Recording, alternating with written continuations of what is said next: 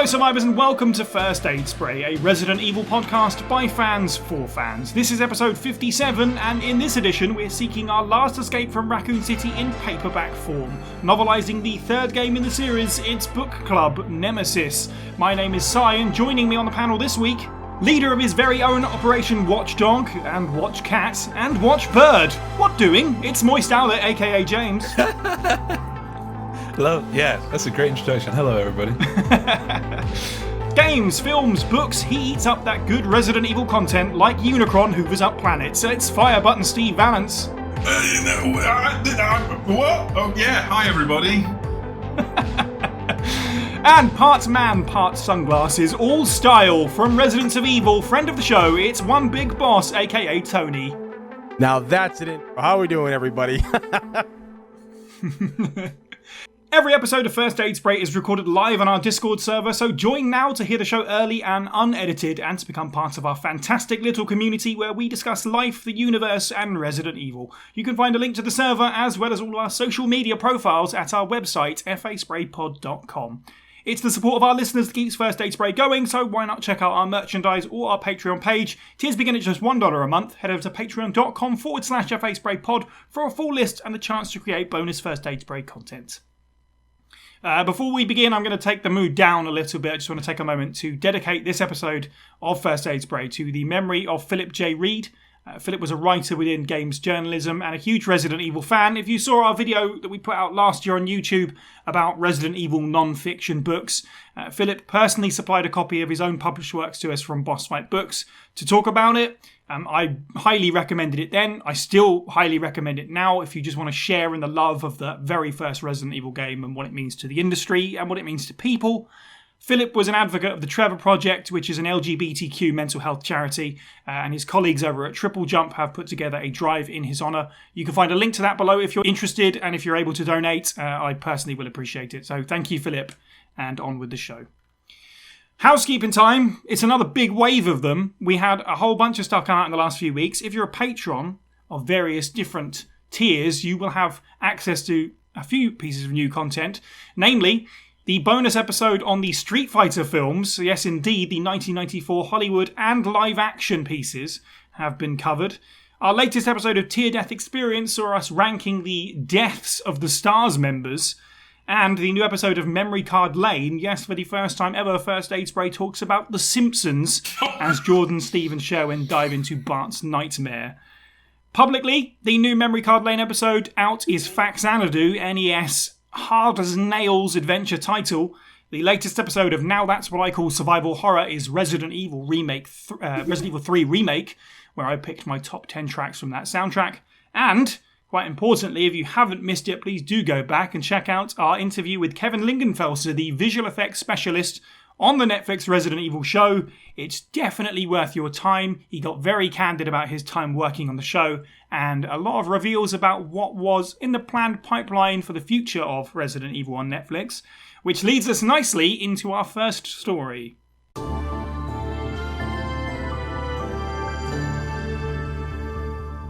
So, our first piece of news is that Resident Evil Netflix has been cancelled after one season.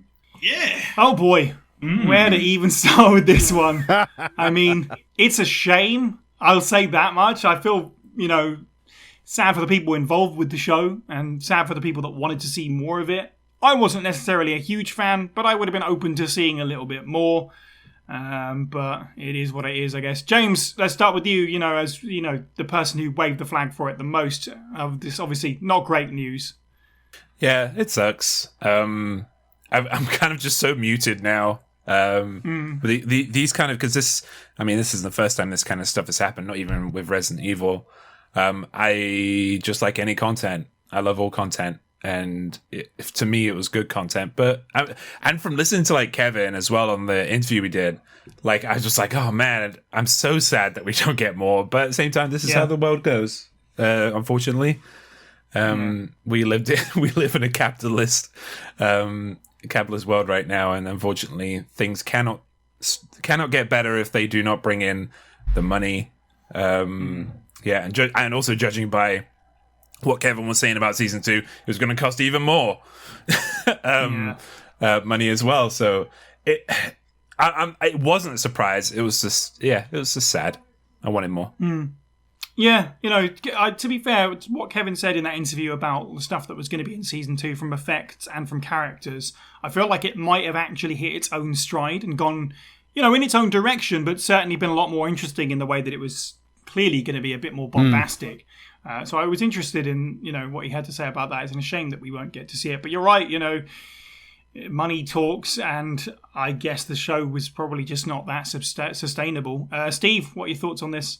Pretty much the same as they were before. Like, anytime Lance was on screen, I was invested, but otherwise, I wasn't really that drawn. I'm very much of the opinion that I feel like Constantine Films missed the mark pretty hard on this one.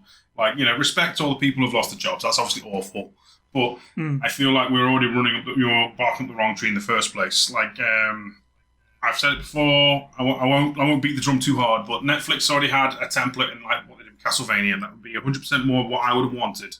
So in this regard, like it's not what I wanted. I'm sad that people have lost their jobs. Yeah, I think Lance Reddick did a great turn as an interesting character and should in some way get hired for another role in the Resident Evil franchise proper.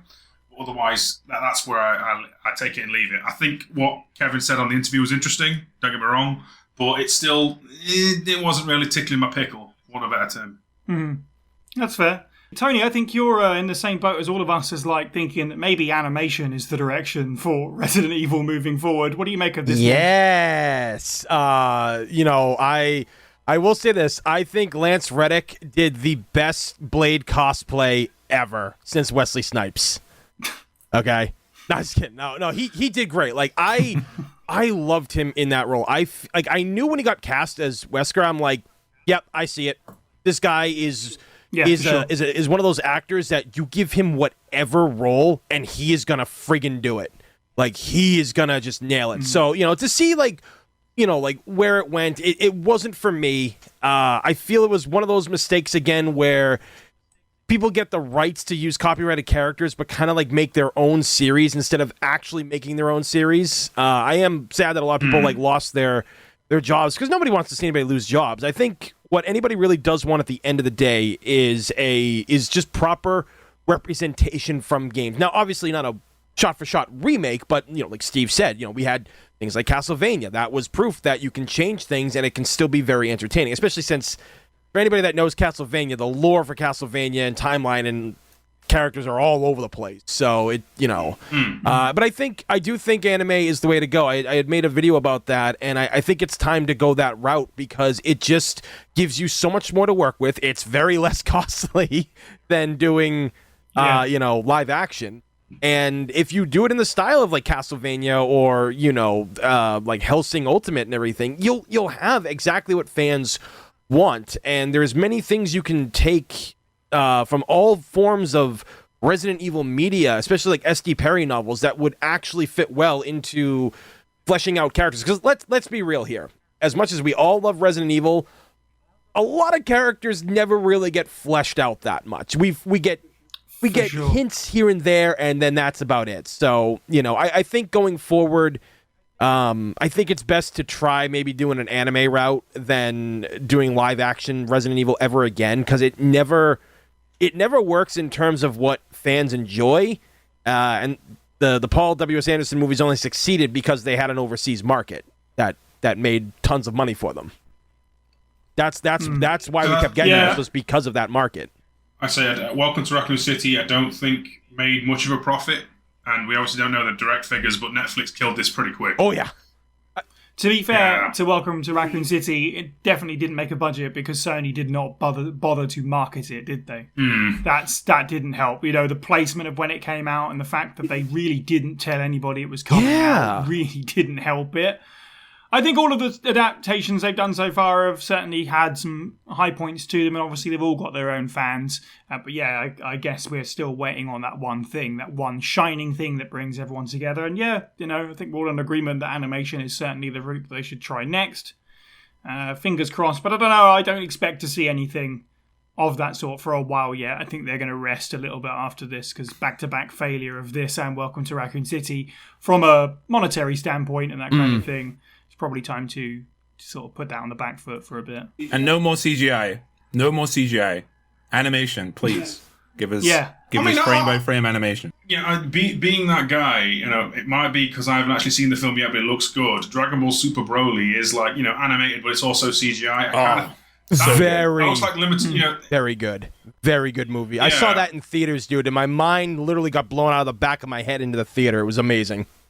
I want to say, am I right in thinking they did the CGI this time as a budget saving kind of thing to see if they could do it? If that's true, then I'm fine with that for an RE thing, personally. I could see that. Maybe not as overblown as like Infinite Darkness or something like that. But something that looks anime at the very least, I think gives a bit more vibrance to the things, and the monsters can look that much crazier. Yeah, absolutely. So this is breaking news of the day of recording. Resident Evil Village is coming to Nintendo Switch, as well as Resident Evil 7, Resident Evil 2 Remake, and 3 Remake, respectively. Yeah, surprise news is always nice. I think that's 2 back-to-back episodes where we've had this has just come out within the last few hours. Yes, Resident Evil Village Cloud will be coming to Nintendo Switch on the 28th of October. The DLC will follow it up on the 2nd of December, and then the other games will come later. They're sort of undated. Resident Evil 7 did have a cloud service version in Japan before, but it seems like this new version is going to be the gold. I don't know if they've actually specified that. From the artwork they've used, it looks like it's going to be Resident Evil 7 Gold Edition, so it will have the DLC packaged in with it. And obviously it's coming overseas for the first time. Shall I start with this? Because I've played the demo already. Yeah. It's rubbish. It's awful in every single way.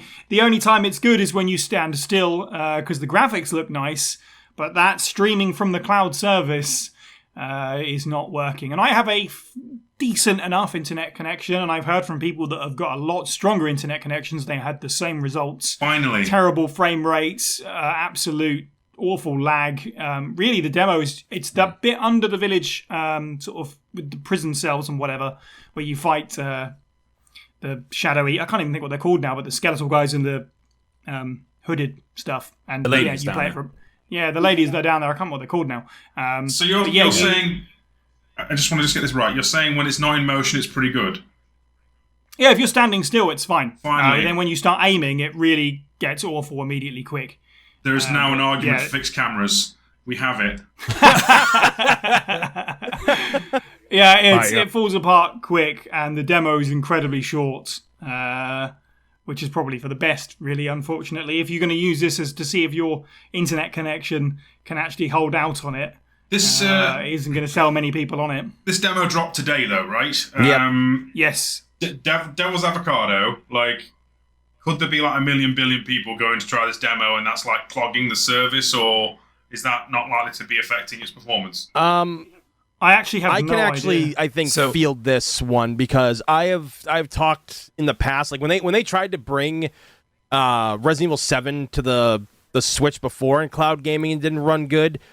People have to understand something. Yeah, that's what I heard. People have to remember this. We are not in an era where cloud gaming is a viable, really good thing. And I've got great internet. Don't get me wrong. My internet's top tier, but at the same time, stuff like this is just, it doesn't run good. I've used Sony's PS4, the PlayStation Plus, where you can download PS3 games from a cloud thing, and it runs all right. But sometimes for fighting games, it doesn't. And overall, we're just not there yet. What these things take up in terms to make this work, we're not there. And plus, it's the Switch. The Switch is literally a 6-piece-year-old hardware that was already using outdated cell phone tech before it was made. And because a lot of the newer Switch games do have problems running on the current Switch. So this is going to be something that we're going to be seeing for quite a while. A lot of issues. I applaud the idea of trying to get ahead in the future, but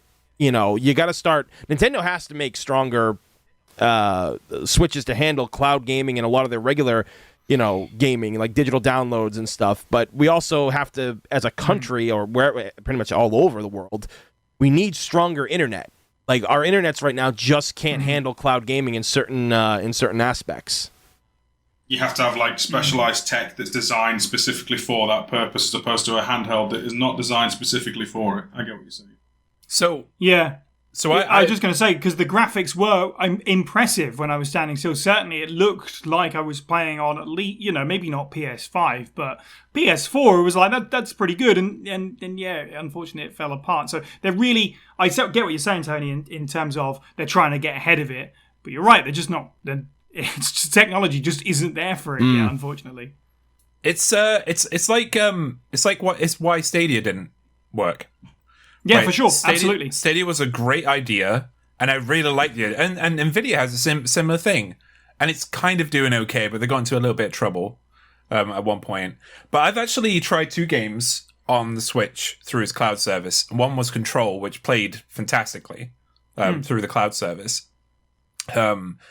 I don't know if it's still going, but it was free at one point. They were allowing people to test it out for free, and I tested it out, and it played really, really well. But I do have really good internet.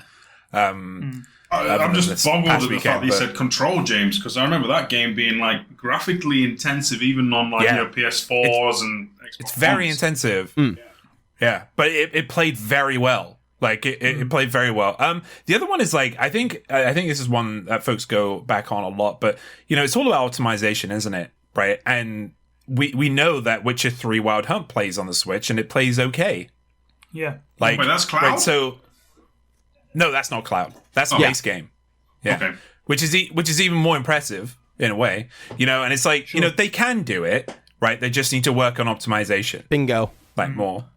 Yeah, for sure. The problem is, though, is they kind of showed their hand too early by doing this, because people are going to download that demo and go, no, this is awful. I'm not interested anymore. Like, they really need to iron out the kinks before they go, here it is. That's the only problem. Maybe it will give them the arse kick they need. That's all I can say. Maybe so. It would be really cool to have all these games on the Nintendo Switch. Obviously, you won't be able to play them on the go because you will need a Wi-Fi connection to connect to the cloud. But to be able to play them handheld, whatever, that would be cool. Wouldn't it be dope if ISPs if they would just I find it's funny for some reason. Games developers just start yelling at ISPs like, "Oh, people can't play their games. Fix your stuff." Games won't be always online. They need to talk to these ISPs so they can maintain their games always being online. But I will close this, that if you're one of the lucky few that can somehow get a Steam Deck, at least you can preview the experience, theoretically. I think they're all Steam Deck verified. So there's always that way to get your Resident Evil, the new generation Resident Evil stuff. Very true. So our last piece of news, and I'm sure you're all very excited. Dead by Daylight's Project W chapter is now available for purchase. Oh, yes.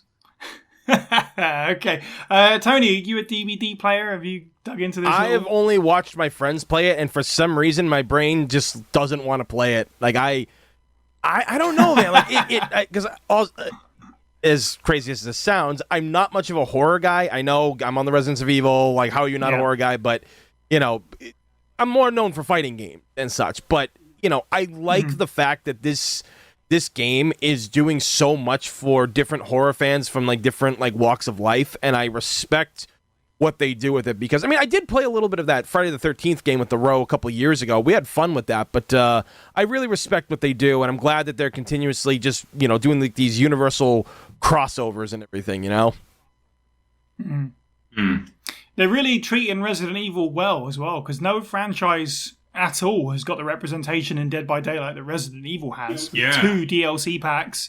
There's a ton of characters now, because 2 new characters in Project W in terms of survivors, and then a bunch of skins as well, with some skins being updated since as well, just to bring them better up in terms of actually looking more like people. Sheva. And and Sheva being there, that's awesome. She's actually made it out of RE5. She's now in another game. Yeah. That's fantastic. Very good point. It's a very good point.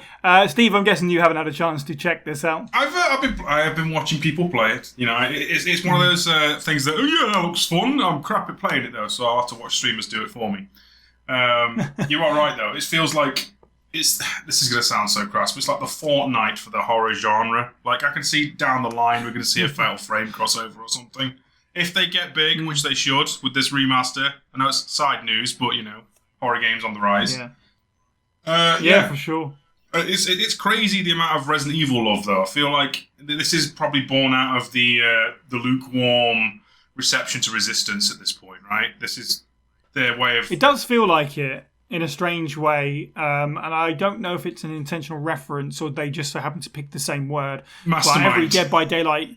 Yeah, every Dead by Daylight killer isn't called by their name. They're called the something or other, generally speaking, and Wesker is called the Mastermind, which I thought was quite interesting because he wasn't a mastermind in Resistance. He never came to that game. Where's my alien? I just Where's want my to... alien? Right? That's the thing we're all waiting for, I think. What would you call Wesker if not the Mastermind? And it has to be like not the Wesker, obviously. As an ode to Kelsey's introduction to First Aid Spray, you call him the I don't know. Yeah, the turncoat. Something like that, maybe. Mr. Face. Betrays people. Sorry. No. Yes. I played it briefly. I did play a few games with some people on the First Aid Spray Discord server, so I have paid out for this. And Wesker plays great. In fact, all the new characters feel good. It's fun to run around the RPD, especially being on a Resident Evil server where we're all playing as Resident Evil characters on the Resident Evil map with the Resident Evil killer. That feels fun. It's decent time. Dead by Daylight is one of those games where you pretty much should only play it if you've got 4 or 5 people, because going into the murk of playing with randoms is certainly not great. But, if you can get a group together, I had fun with it. If you're playing with your friends, you don't have to worry about all the meta and, being all super competitive and solo queue is awful. Absolutely. Instead, you can just appreciate that Wesker's got a new VA who, despite sounding a bit like, his predecessor, actually does his own thing. It's kind of fun. I like that too. Do we know if he's going to translate over to the main series? We know he's going to appear in 4. We don't know if this voice actor will be Wesker, but No, but fingers crossed. Fingers crossed, I think. Cool. Okay, well, that'll do it for the news. So let's jump into the main discussion for this podcast, which is Book Club Nemesis. And now, reading excerpts from S.T. Perry's Resident Evil Nemesis, Sean Meyer, who you can follow on Twitter at carrier_1998. Brad fell backwards, shaking his head as if to deny the approaching creature, staggering in a half circle and stopping when his back hit brick. In the split second before it reached him, Jill could see it in profile. Time seemed to stop for that instant, allowing her to really see it. To see that it wasn't her nightmare tyrant, but no less horrible for that. In fact, it was worse. Between 7 and 8 feet tall, humanoid, its shoulders impossibly broad, its arms longer than they should have been. Only its hands and head were visible, the rest of its strangely proportioned body clothed in black, except for what appeared to be tentacles, slightly pulsing ropes of flesh that were only half tucked under its collar, their points of origin unseen. Its hairless skin was the color and texture of badly healed scar tissue, and its face looked as though whoever had designed the creature had decided not to bother, instead pulling a too tight sack of torn leather over its rudimentary skull. Misshapen white slits for eyes were set too low and separated by an irregular line of thick surgical staples. Its nose was barely formed, but the dominant feature by far was its mouth, or lack thereof. The lower half of its face was teeth, giant and square, lipless, set against dark red gums. Time started again when the creature reached out and covered Brad's entire face with one hand, still growling as Brad tried to say something, panting in high, wheezing gasps beneath its palm. And there was an awful, wet, squishing sound, heavy but slick, like someone punching a hole of meat. Jill saw a flesh tentacle sticking out from the back of Brad's neck, and understood that he was dead, that he would bleed out in seconds. Numbly, she saw that the rope-like appendage was moving, swaying like a blind snake, droplets of blood falling from its muscular length. The tyrant thing grasped Brad's skull, and in a single, fluid motion, it lifted the dead pilot and tossed him aside, retracting the killing tentacle back into its sleeve before Brad hit the ground. Okay, it's time to jump back into book club. Feels like it's been a little bit of a while, and we are certainly over the halfway mark now. So that's very exciting indeed. Resident Evil Nemesis is the 5th book in S.G. Perry's series and the 3rd adapted from a video game. Interestingly, it will be the first book that we are covering that wasn't part of Perry's initial deal with Capcom, which was, of course, for 2 adaptations of video games and 2 original stories, as we previously said. It was published sometime in the year 2000, so around the time of the game, and re-released in 2012. Before we get into judging a book by its cover, which is how we start all of these podcast episodes, we've all told our kind of history with the novels, and perhaps lack thereof. This is the first time I've read this book before. Obviously, James, this is the first time you've read this book before. Steve, any specific memories about Nemesis, or not particularly? My reaction, I think, at the time would have been different. Looking at it through a different lens, but we'll get there. Okay, interesting. Tony, what's your experiences with not just this book, but, you know, S.D. Perry's whole series? I honestly, I'm not much like of a book person, which shouldn't surprise anybody.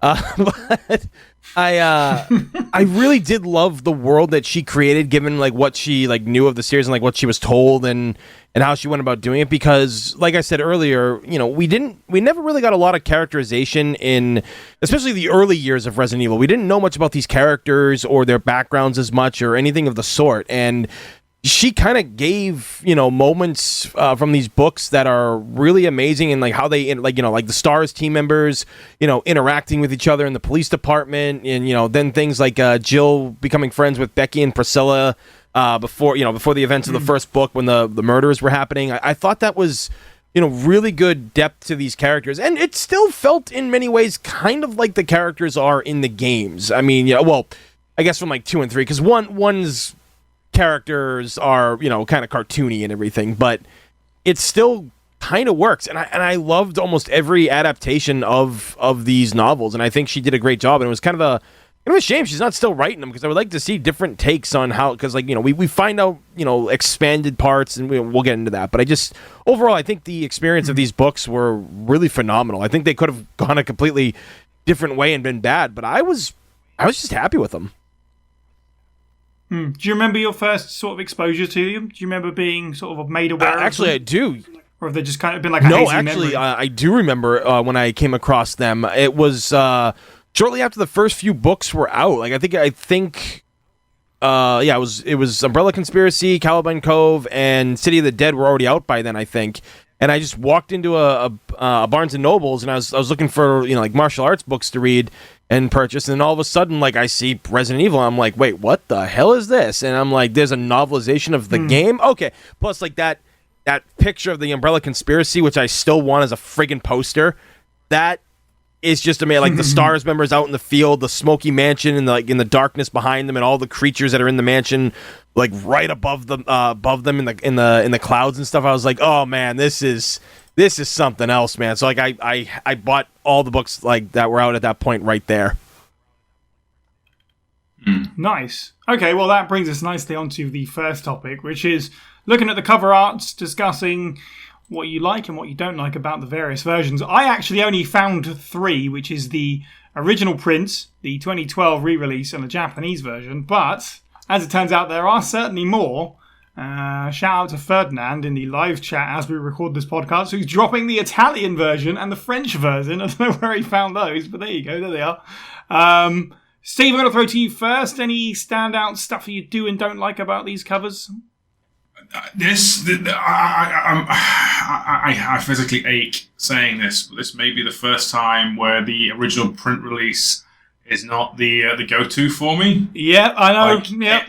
It kind of, like, there's just something about it that just seems a bit naff.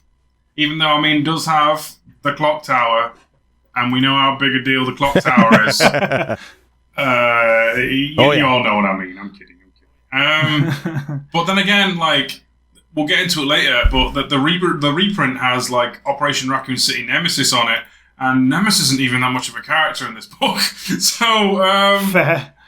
I'm kind of torn. Like, it would have been the Japanese re-release had Ferdinand not dropped, like, the Italian and French covers. So I actually think the Italian one looks kind of nice. It's got a nice motif to it. It's using a of the time PS1 render, and I think it looks pretty good.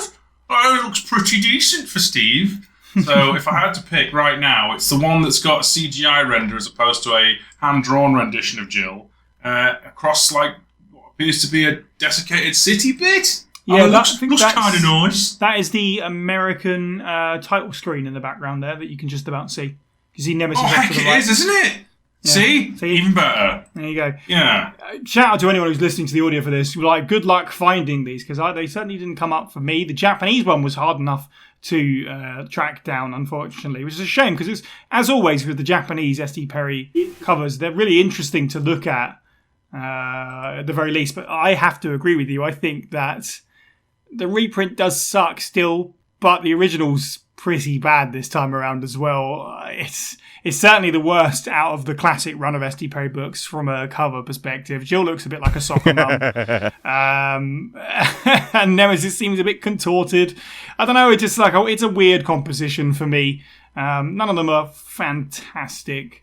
But if Mist had played a big deal in the actual story, like if Fog, there's something weirdly Silent Hill about it. Yeah.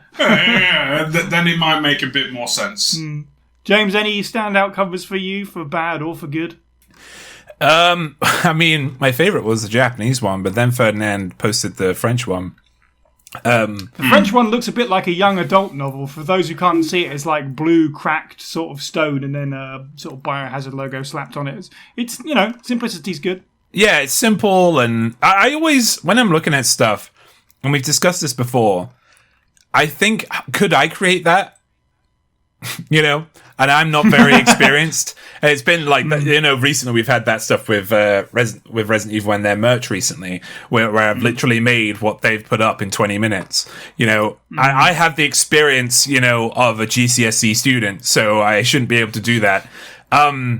But yeah, like the original, like the English cover with the clock tower in the background, I like the effect of the light behind her. It's really cool and very X-File-ish in a way. Yeah.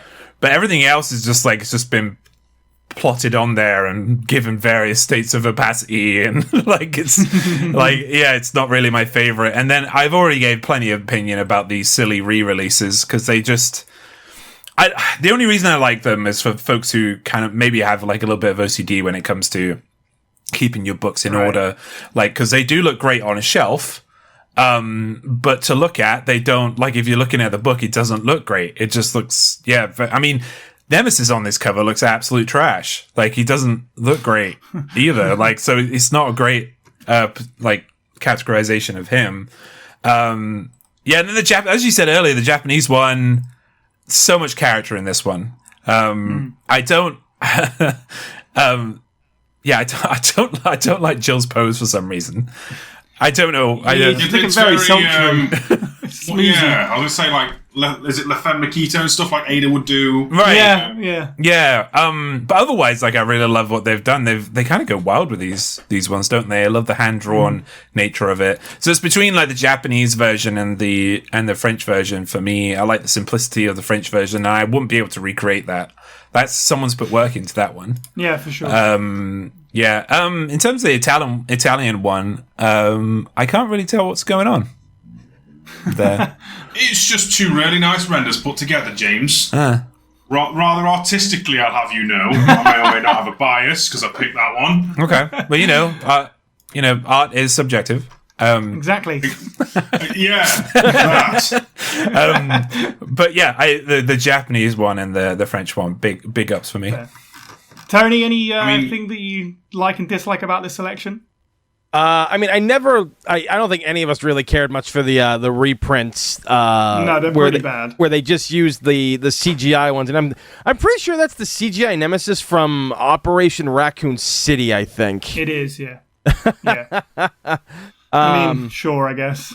But yeah, like the SD Perry novel, like it didn't grab me like back in the day, like the original one, because like Jill was just kind of like, could they have put a little budget into like her face or something? Like why does she not look that great? Like I'm not feeling this. I mean, the Nemesis in the back and the clock tower was really cool and stuff, but other than that, I just wasn't a fan. But I think my favorite for me personally does go to the Japanese one, because that was done. That art was done by Wolfina, who is a pretty big, well-known Resident Evil artists. Like their art for Resident Evil and Devil May Cry has always been amazing. They were kind of like, I'm not gonna say ahead of their time, but they were one of like the big ones back in the day on like DeviantArt. And she doesn't really do as much anymore, I don't think. But I think she's like kind of freelance or whatever. But like her artwork has always been stellar, and it's a shame like a lot of it's not like in high definition for a lot of it, because some of the work she's done is amazing. So I actually really like the style. I like the color palette used for it. I like how she just drew out everything. I mean, yeah, I will admit Jill's pose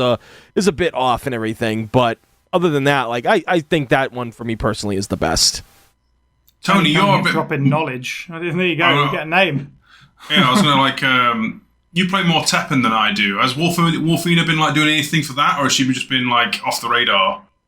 More so like off the radar. Like I haven't like kept up with like I know like a lot of stuff doesn't come up, but I don't think she's ever done anything for Tekken. Even though what I love what that company does is they hire multiple different artists to make the art for different cards. So I've always been really like happy about that. But as far as like what she does, it's mainly been like Resident Evil, Devil May Cry work that she's done. If you just type it on Google, like you get some of like the coolest looking art and everything. But it's definitely, I think like one of the newer ones, or you could say newer ones anyway, was what's her name from Revelations? Rachel. Like there's an art of like Rachel that she did that was really good.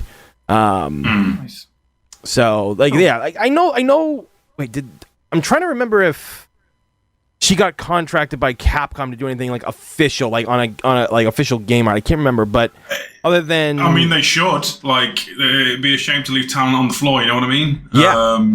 I think there was. Oh, God, I can't remember. It's been so long, but yeah, like the covers for like the S.D. Perry novels used for like Code Veronica are really good, and Resident Evil 2 was really good too. So, like I said, just a lot of great art that came from her from over the years, whether it was Resident Evil, Devil May Cry.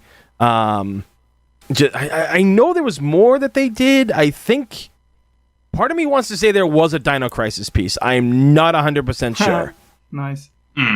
But yeah, look up the artist sometime, because what she has and what she's done is some of like the best work that I think a Resident Evil fan has done even to this date. And she's been around, like I said, this is going all the way back to like DeviantArt days, like over a decade ago. So cool. All right, let's crack this bad boy open. Let's start talking about the story of Resident Evil Nemesis. James, let's start with you. What do you think about the plot setup for this adaptation of Resident Evil 3?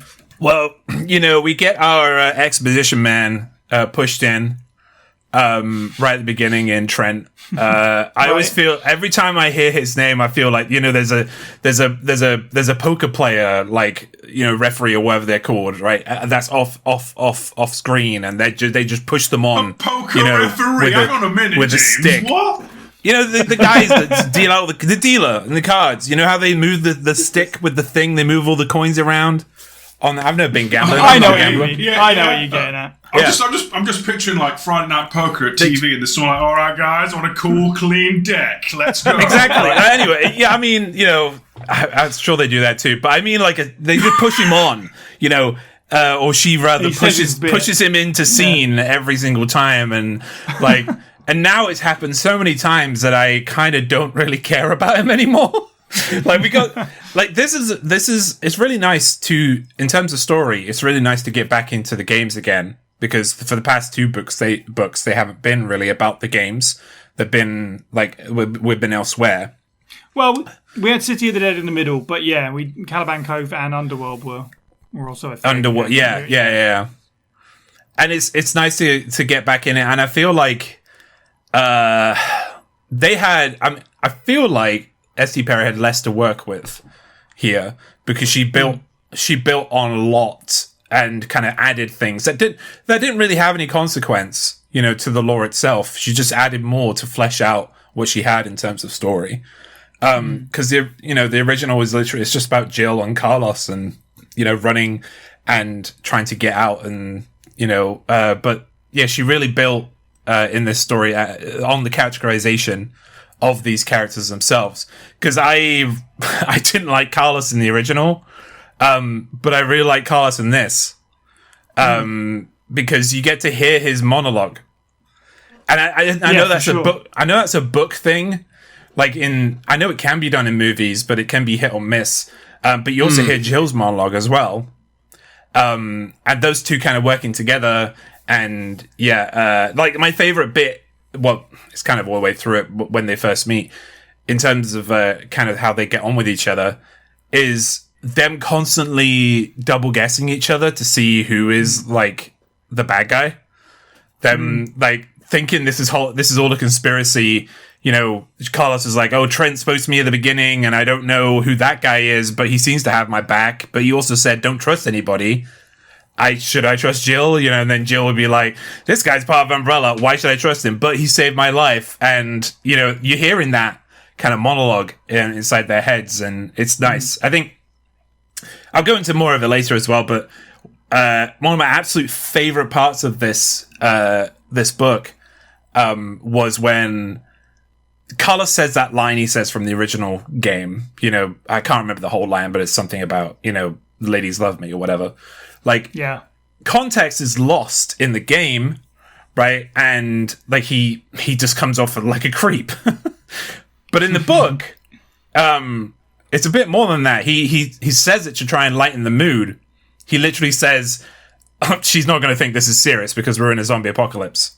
Like, I'm just kidding around. You know, did he regret it afterwards? He did, yeah. You know, because she kind of looks at him, but she does like kind of reciprocate, like kind of jibing at him as well. It's like, that's nice to see, you know, and that's kind of what we see more of in Carlos from the most recent, the remake, Resident Evil 3. We the way that Jeff Shine kind of acts it out is so good, and like the writing was so good that you got that he was, you know, he was just, you know, he was just chilling. You know, he wasn't, and he's fully aware that there's a zombie apocalypse, and he's not looking for a date. He's just joking around. But that didn't come through in the original. But in this, it's very, very clear. Overall, the summary of the story for me, it follows the game really well. You know, there is a bit that they miss out the lab completely, right? There's no factory at the end. There's no lab in the original? In the original. No. Oh, thanks for telling me. Yeah, it's the factory at the end, the treatment facility. Oh, yeah, the dead factory, Yeah. Right, yeah. So she keeps on the beats and she adds more to it. She gives you more. There are some bits that Esti Berry kind of stays on a little bit too long. Maybe the gems thing is a little bit too long in the teeth. But I understand she was just trying to fill out pages at that point. But yeah, the story for me was solid. I really enjoyed it. I think, you know, without diving straight into characters too much, because we'll certainly get there. I mean, I will say, first of all, I agree with everything you just said about Carlos, but you hit a bunch of things that I wanted to talk about with the story, certainly, like thoughts that I had as well. So in terms of Trent, I actually think that it's funny because the Trent links actually kind of keep me invested as someone who's played the video game and knows the story. Because I'm like, okay, well, how are they going to use this to influence the story that I know? I'm interested in this. I know where the Resident Evil 3 Nemesis story goes. I played the game plenty of times. So I'm interested in the Trent part. So I guess that's a point in the column that one-to-one adaptations aren't the way to go, because you need to have a little bit of something in there for people who know the story. For me, I actually really like Trent's involvement in this. It makes a lot of sense. So for context, for anyone who hasn't necessarily read the book, Carlos gets a phone call before he ships out to Raccoon City. Well, no, he bumps into Trent in the street, doesn't he? He tells him to meet him at Grill 13, and then during his adventure through Raccoon City, he does so. And Trent basically kind of plots out the rest of the story for us, telling us, you know, if you get to the hospital, you can find a cure. There's weapons in the clock tower. There's 2 escape helicopters at the treatment facility. And it gives the characters a reason to go where they do. Because in the video game, you're right, it totally makes sense, because it's about running from location to location. It's about that feeling as a player. But for the story to make more sense as a book, it kind of makes sense for these characters to have reasons to go to these places specifically, which is really, really cool. And I think largely Perry makes the right choices of what to focus on and where to focus on. Like, there's a long lead up to the real start of this novel to add all that information that you were just talking about and kind of like putting our own kind of spin on the lore and stuff. It's really, really decent. I like to just touch on Trent again, I think the main problem with me is that, like, I understand why Trent would get in touch with Jill, with, you know, Chris and the crew and everything in the previous books. I understand that because they're big players. But Carlos at the beginning of this book was not a big player. He was a part of 120 men. I don't understand why he chose Carlos. He had a moral fiber that those other men didn't have. Yeah, he said that he only killed like a child pornographer and like a trafficker, human trafficker. He never did anything particularly too shady as a murderer, mercenary man. But out of 120 men, there had to be at least another person that was good, you know. Mikhail might be into selling pirate DVDs or something. Like, I know it's not like huge potatoes. It's just you know, sometimes I think, why is this even happening? Like, there's 120 other dudes here, right? Yeah, I mean, you sometimes have to subvert your expectations. But yeah, it kind of bothered me a little bit. I couldn't immerse myself into Trent as much in this as I could say Underworld, which I enjoyed Trent in much more than I did this. Steve, how do you feel about the setup for the Nemesis novelization? To be fair, I might be the outlier here. I feel like I think Trent's like fine as his usual X-Files smoking man self, being all mysterious and having like intentions that may or may not always be pure. But it feels like any time we stray from the extra superlatives that she's added to the narrative, if we're reenacting scenes and moments from the game, there's an element of haste almost. It feels like we've got to get past this contrived bit, like Nemesis, for example. Like, I feel like he's barely in his own book. Like, he's there for a handful of scripted boss fights, so to speak, and that's it. He's not really an ever-present terror compared to the inner monologue of Nikolai trying to hunt down this person, that other person for Operation Watchdog and make all of his money, and how great and how smart he is. And occasionally we cut to Jill's monologue of how tired and worn out she is. And then Carlos is bewildered trying to figure out the straight matter of things. It just feels like anytime we are stuff that is like not necessarily part of the main game's main plot, there's a lot more emphasis in this. So it widens that experience. Like, you know, you play the game for Jill's story and then you read the book for what's happening with Nikolai and Carlos, so to speak. So in that regard, good. But Nemi just got nerfed. Like, I don't know how else to say it, but it feels like he barely shows up. When he does his like Nemesis. You need to infect Jill in this bit. Stars, okay, boss. Does that, walks off, and then he's seen again the Dead Factory. Right, you need to fall down this bit. Okay, boss. And then he gets one-shotted by the ray gun. I mean, replace these words with stars, but you get the point. He's not really all that scary. And he's nowhere near as terrifying as, say, Fossil was in Underworld. And bless him. And if you ever had the opportunity to give Tyrant a POV friggin' moment, it's Nemesis, isn't it? Like, the hunter-killer designed to hunt somebody who has some kind of personality as portrayed in the games. Like snark, he smiles, so to speak, when he shoots down a helicopter, or the frustrated rage when Jill gets away from him in the remake. So... yeah, maybe I'm just a bit sad that Nemi didn't get the right screen time in a book. Yeah, book time. Book time, page space. I get what you're saying, certainly. And to your point about spending a lot of time on the new stuff and not necessarily on the plotting of the game, my big complaint about this is that pacing is really wild in this book, especially in the latter half. And James, to your credit, asking about the lab, probably because it felt like we spent about 2 minutes in each of the last locations. Like after the clock tower, things really speed up. The hospital, the park, the treatment facility, you just kind of speed through them. And it's really weird because by the end of it, it feels like Perry committed to specifically 30 chapters because the last bunch of chapters are less than a page long. Like a whole bunch of chapters at the end are a page long. One chapter is literally just describing Nemesis bubbling away into nothing after being hit by a laser.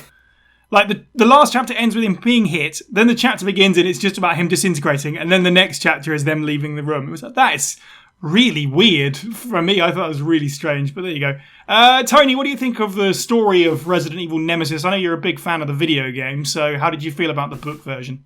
I mean, I liked it for its time, but like having gone back and read it like, you know, a few years ago, it's kind of like what Steve was saying. Like I feel like Nemesis got nerfed in many ways, but I feel like when he did show up, it was a very powerful presence in how they felt like this, like, you know, this giant, like, you know, Terminator. I don't think it was written as good as per se maybe kind of Mr. X was in City of the Dead, but I think they did a decent job for the most part. I think she did a decent job, but yeah, like there were things that just bounced around way too much, and maybe that's because there were so many different players in this story of like characters, and because like Nikolai had that like we actually see what Nikolai's doing throughout the story of RE3. We get a little bit of Mikhail, we get these troops, we get some characters are taken away and other characters are replaced or names are replaced. So I mean, there was aspects of the thing I did like that they focused on.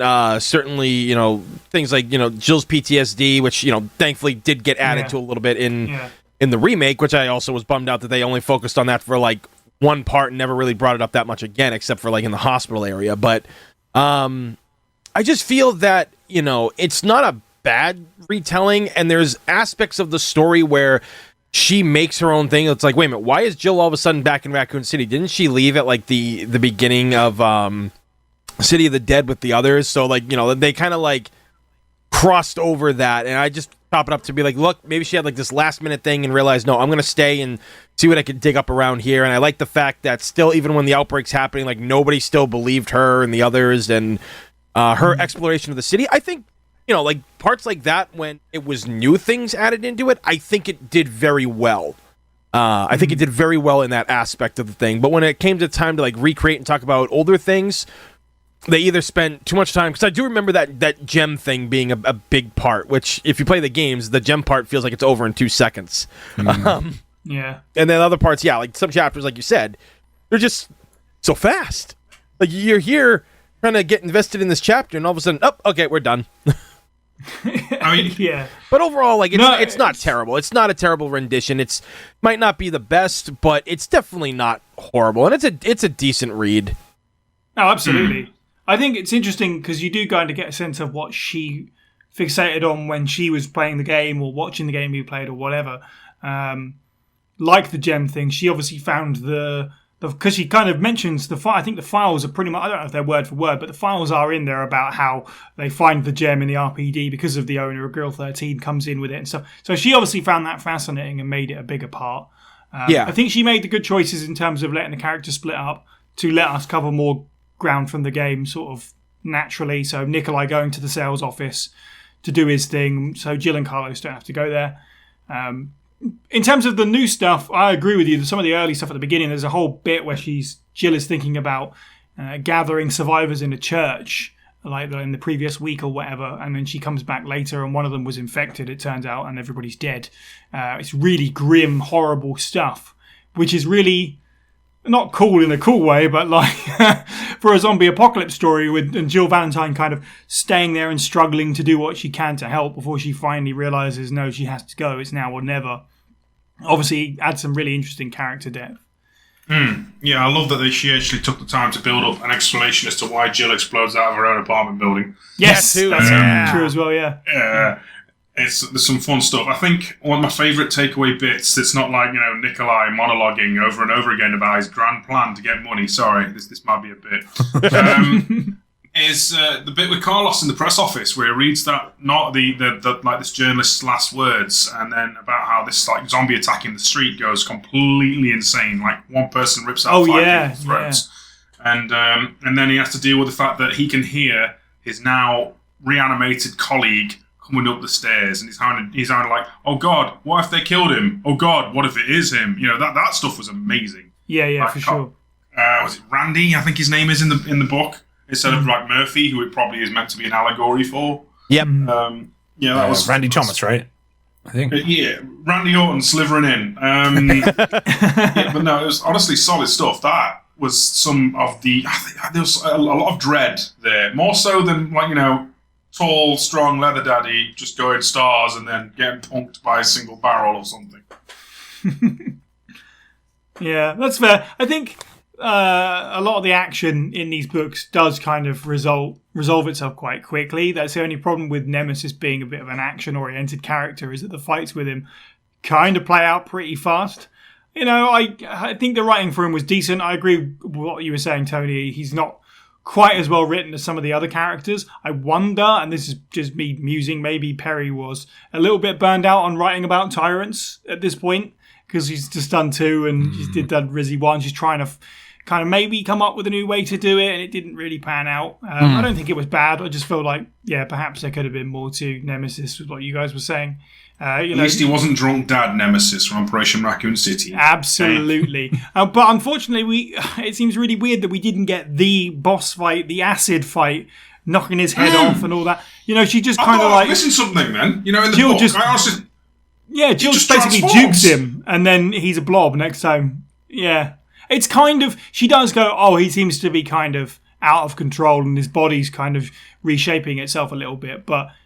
And again, S.D. Perry writing these to a deadline might not necessarily know what the important parts of the lore were, but obviously Nemesis losing in his head in that boss fight is actually a really important part. But hey-ho, it happens. It's just a shame that such an iconic moment is a little bit missing. Speaking of moments, I suppose that's a logical place to jump into how it feels about, as an adaptation of Resident Evil 3. Parts of it that you liked and didn't like, that it was referenced from the book and how they were changed and stuff like that, anything specifically. I'll kick us off, and obviously we'll get into characters. Nikolai's story was kind of fun.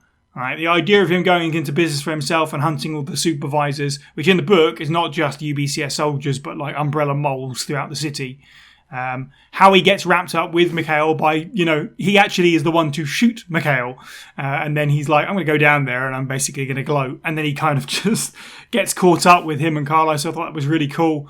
The idea of following him around while he's executing his people is cool. Yeah. We'll talk about whether or not I liked it. James, anything that stands out to you that's from the video game that you liked or didn't like, all the changes therein? Like you, I liked more information on Nikolai. It was good. It was great. In terms of adaptation, this, I feel like this book is just like a play-by-play. A little bit of what happened. It's a little bit like a play-by-play, but it's got extra things, and then different names are changed at some point as well. Yeah, it's like a play-by-play with sidebars. right, yeah, like annotations. And then she added Trent and these watchdogs. The watchdog thing. That's the thing that's been added, right? There was a form of Operation Watchdog in the game proper. You only really find out at the end that Nikolai is one of the supervisors. That's all you need to know. Exactly. Another mutant. Yeah, exactly. It's alluded to. It's like why Umbrella becoming a big thing from the first game, even though it was a sort of a typo. Well, what's the word? A localization thing. Right. They got a bit out of hand.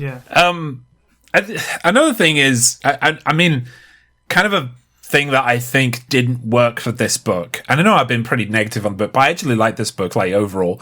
But one thing that was negative about it is that you just reminded me, Sai, is that I think she was taking the game literally, and she was using the events from the game in the book literally. Instead of building on some of the events, for instance, when Jill gets infected, literally what happens is she gets infected, everything fades to black. And that literally happens in the book. And it's I wouldn't, it doesn't really work in a book. You need more info, because the next thing you learn is that she's in hospital, and that's the thing that happens in the game. But I would have wanted more information at that point, from a book, what her fading thoughts were. Did she hear Carlos? Right. Were there other things happening, while this was going on? But we didn't hear that. Because when that happened, I remember just putting the book down and going, "Wait, what?" Because it took me out a second, so I was like, "Oh wow, I've just been transported to the game again." And look, that sounds like a good thing. It's just that was so quick. It was also near to the end of the book, 3/4 away, I think, through the book. Yeah. So that was the point where everything was really steamrolling. But I can't add anything more because the book is just a play-by-play with, as you said, annotations and name changes. I think isn't Ken Franklin is in this I can't remember his name. Tyrell Patrick. Yeah, he Yeah. replaces Tyrell. Yeah. Yeah. I Not was, sure what and that was about, but there you go. it took me a bit to recognize that too. I was like, oh, that's that guy, right? Again, but that was cool that we got more information about kind of information, because Her version of who he was. Yeah. right, because Nikolai just comes in like, oh, hi Ken, bang, you're dead. Right, it's like I wanted To be fair, the scene in the video game's over pretty quick as well. It's not bad, but it's pretty quick. right, and that goes towards kind of what my point was, is like maybe keeping too close to the video game. I do agree with you, because when you started talking about that, it immediately made me think of a part in the book where they're at the clock tower. They're like, okay, cool, we're here. Oh, they found some weapons. That's quite interesting and exciting and different and new. And it explains, it's like, okay, we can get the grenade launcher here. I like that. That works for me. And then they start walking up the stairs, and my brain goes, right, this is the bit where those spiders drop down from the ceiling. And then they did. And I was like, do you know why I know that? Because that's exactly what it does in the video game. And it's like, okay, that's fine. But find a new interesting way to maybe do that, or an unexpected point to do that, where it was just like, the spiders dropped down and we killed them and we carried on, was a little bit like, okay. Right. It was just like it was shoehorned in, because there's one thing we've emphasised how badass Jill is. She's already done this like a million times before at this point. Well, That's what I want to say. We have we have lauded SD Perry on the way that she has winded like certain game events like into the stories she's wrote, and they've done very well in a very immersive way. But in this book, they did feel very shoehorned, a lot of those events. Yeah, a little bit, yeah. Like, one of the things that I really liked, it's a great example of her taking something from the game as kind of like a fun wink, wink, nudge, nudge kind of thing, and also just a really clever thing for sort of plotting the way the book was going to go, rather than over-preparing Jill with all these weapons and really nowhere to put them, of course, because she's not like she's carrying around a rucksack or anything. But she locks the RPD gate behind her with the shotgun to stop Nemesis getting out, which is brilliant. And furthermore, she mentions that she's in such a rush that she doesn't really think about it, but Brad's body wasn't there anymore, which is obviously a great reference to the fact that he's gotten up and started walking around as a zombie. Yep. Which I thought, that's two strokes of genius in a row. Which just, yeah, again, so just a chance to say props to her, because I felt like we have sort of nitpicked, and that's just the way it goes. But there are moments like that I really, really loved. Tony, is there anything from the book that you remember that you really loved in terms of adapting stuff from the game or doing stuff differently? Oh man, that's easy. I mean, I did like the fact that Jill, she had the PTSD at the beginning. Like, she was like running down the mansion hallway, and then like things just went dark, and like she saw the tyrant in her nightmares, and she kept having that, and she was suffering from that. That was tremendous there as well. The fact that she was rounding up survivors, putting them in a school, and then she went back a couple days later, and like everybody inside was dead, and like all the barricades were ripped down, and she thinks that like, oh, someone must have saw a loved one outside or something like that, and that's what happened. So that was like her time to be like, all right, you know what, this city's lost, and the police they still aren't listening to me. Time to go. Like, I loved little things like that, and one of the coolest ones I liked too was where they actually showed what Carlos was doing since they took down the Nemesis outside the clock tower, where like he's eating cans of fruit cocktail, he keeps checking on Jill the whole time, and then he ends up going to the hospital, and you get that whole scenario played out. And I don't know if this is like one of those Mandela effects, but I could have sworn that I read that in that book, like where Nikolai gets blasted out the window, Carlos looks outside and like Nikolai fires gunshots at him. I don't know if anybody remembers that. Yeah, that's in the book. Yeah, okay. Oh my god. Okay, I thought I was losing my friggin' mind for years. I'm like, and I have the book. I could just go look, but at the same time, I'm like, that's a lot of reading. But I love that. And then like when Carlos gives her like the vaccine, she's not like instantly healed and everything like that. So he ends up resting. She wakes up to go find them a way out of the city, and she leaves him with a note and everything. And I'm like, this is great. This is how I feel Resident Evil should be done in like an anime form, and to get that, because when I was younger playing the game, I thought to myself, what are these characters doing through all this stuff? I mean, we're playing as them, we're seeing it, but there's a lot of things that are going on between these characters and stuff that we don't get to see. So I really feel that when she did things like that, it was truly a wonderful way to really flesh out these characters that we really came to love. Because I think it was really during the not just like the games of 2 and 3, but the novelizations of 2 and 3, where people got to really get a better clue of who these characters are. Yeah. Because, storytelling in games from, the original PS1 era to, like, Resident Evil 5 and 6 and 7 and, the remakes, very different, different budgets, different time periods. You worked with what you had back in the day. So I think I really like the fact that they gave these characters more than something to do in these stories, and they really kind of explored their friendships, their mental states. I think that was just one of the best aspects of the book that I think they did here. Because, I mean, they do kind of do that in past ones. And I think, like, one of the best examples, to backtrack a little bit to Caliban Cove, is when the STARS members are all, like, at Barry's house trying to figure out their next plan of attack, and then the attack on the Barry's house happens there. It's things like that that just really bring you a little bit closer to these characters because you have context of what they've been doing. Because, like, every Resident Evil game, these characters go off and fight Umbrella in some way, shape, or form, or something's happening to them that we don't actually know. And then, Resident Evil 4 happens, and it's like, yep, stock's folded, Umbrella's gone, new story. So, like, I just really appreciate the love that was put into these books to give characterization and time for these characters to grow in ways that the games couldn't do back in the day. And I think that this story, despite its flaws in a lot of areas, does it like you said. I also thought, like, the part with Brad, like, when he wasn't there, I'm just like, when I first read that back in the day, and I'm like, oh, I know where he is. So like, that was really something back in the day. Yeah, that's great. Like, we will talk about characters next, but, like, the bit that you just touched on there, you're so right. Like, sort of adding some more to that relationship with Jill and Carlos. Like, she leaves him behind, and then you kind of get his internal monologue of figuring out why exactly that is, and being like, well, she basically wants to save me from being around her if Nemesis is still out there and stuff like that. And he's like, well, that's nice of her, but I don't care. I'm going to chase after her anyway. Which I thought was great. It's like, just gives you a better understanding of who those characters were. That whole sequence of Jill being infected and knocked out, I never considered it until the book. But she's out for like 2 days. Or even so, isn't it like, longer? Is she just sitting there, like, or whatever? Like, she's out for at least a day. I think it's a couple of nights, maybe. Oh yeah, no, it's a couple of days that pass. It's 2 days. The game begins like what? Yeah, it's 2 days. September 28th and then 1st, October 1st. So, yeah. Yeah, so she's sitting there, like, at the end of this, like, church, whatever, chapel bit in the clock tower. It's like, I don't know, what's going on in the toilet department there? That's all I'm going to say. There's no delicate way to put that. I mean, she's lying there for 2 days. It's like, that's not great.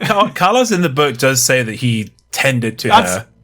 That's why I started thinking about it. He's like, oh, he was changing her blankets and stuff like that. But he, I was like, oh, yes, yeah. blankets. Blankets. That's what he meant. And nothing else. Dude, like, I installed a catheter while I was there. You have put so much, like, thought into that right there. It just reminds me of, like, how JJ put so much thought into be like, dude, why doesn't the RPD have a bathroom? That's it. Maybe she can hold it in. Maybe she's used to it. Yeah, she wakes up and she's like, why does it smell like That's what I was kind of half expecting her to be like. And Jill woke up and she suddenly really needed to pee. She hasn't gone for 2 days. You're feeding her 2 tins of fruit, you I need to go for a whiz. Anyway.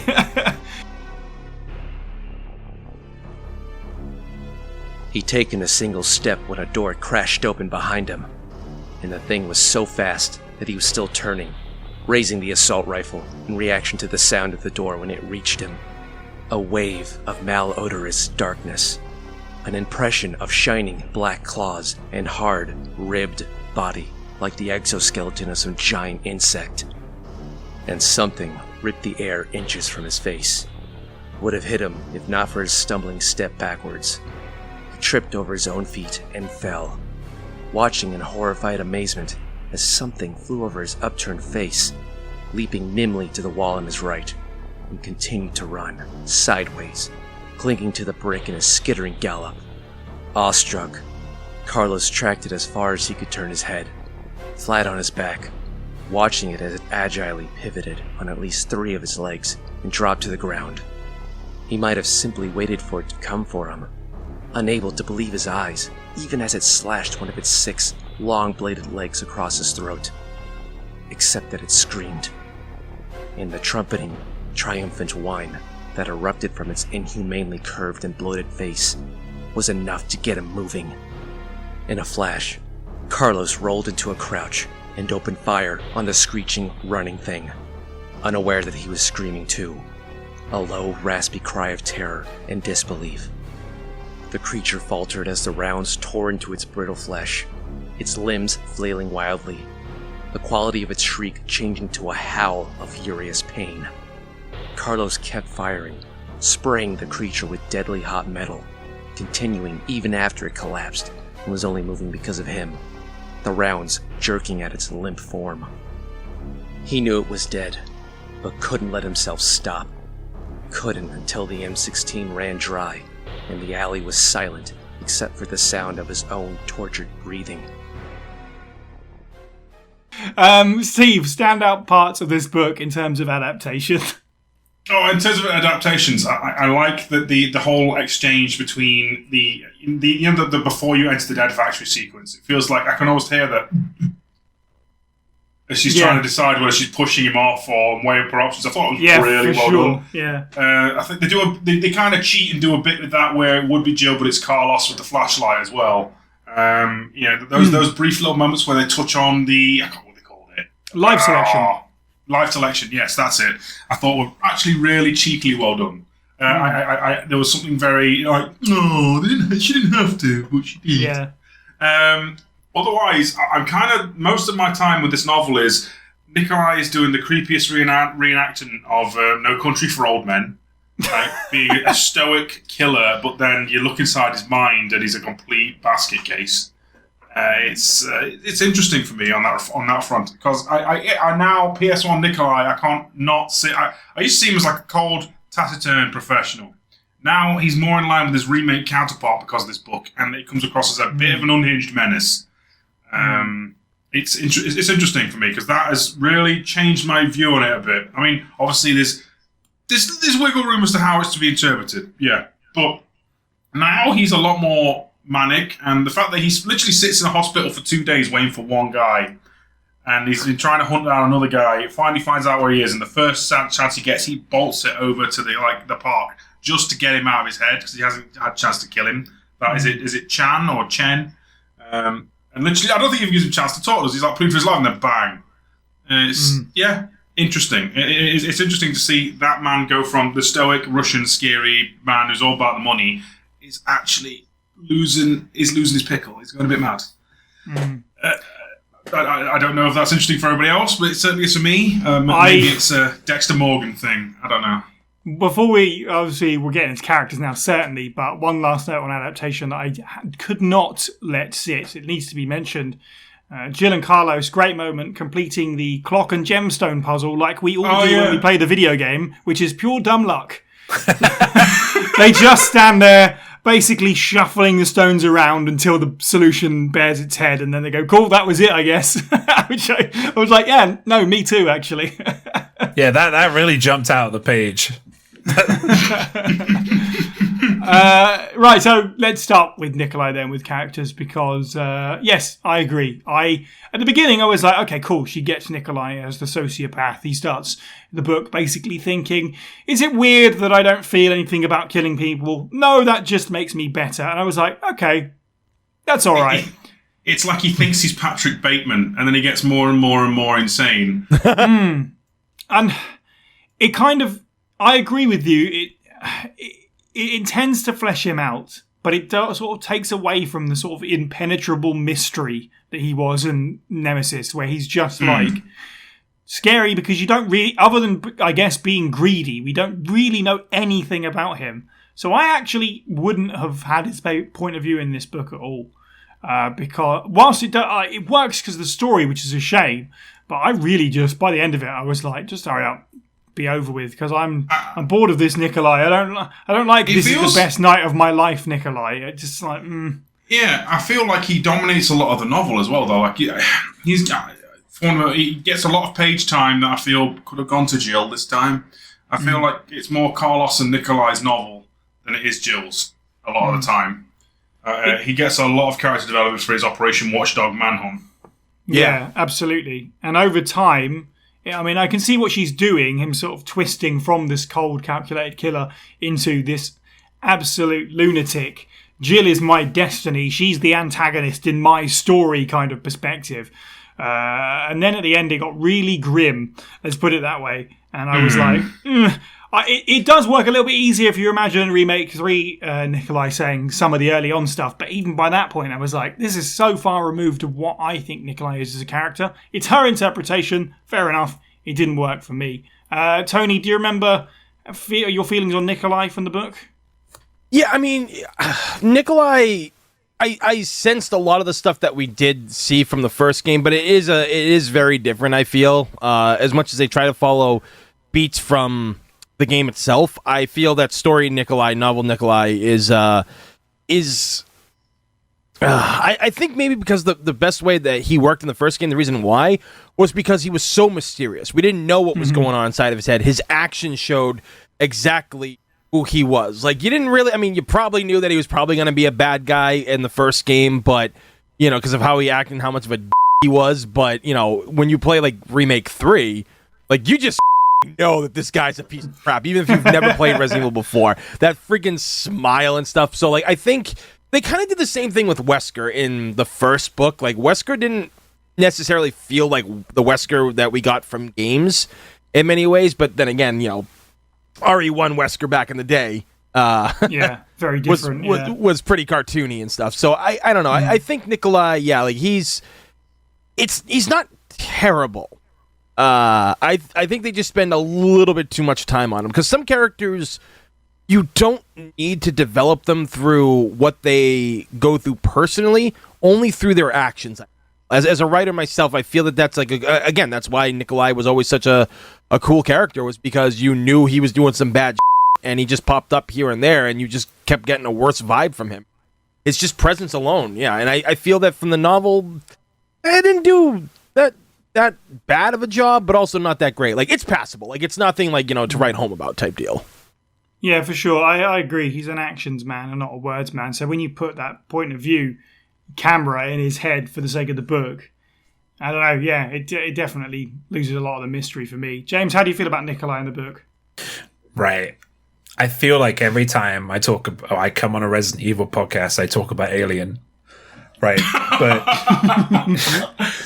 Nikolai in this book, Nikolai reminds me of a crap Carl J. Burke.